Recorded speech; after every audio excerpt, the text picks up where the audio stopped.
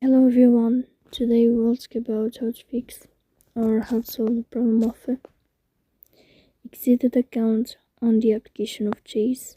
You will go to settings.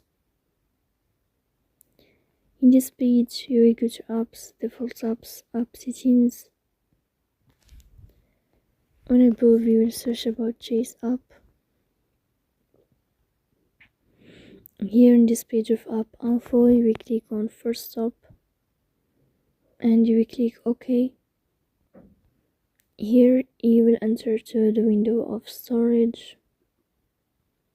Then we click on clear cache, but pay attention, don't click clear data because that can delete your account.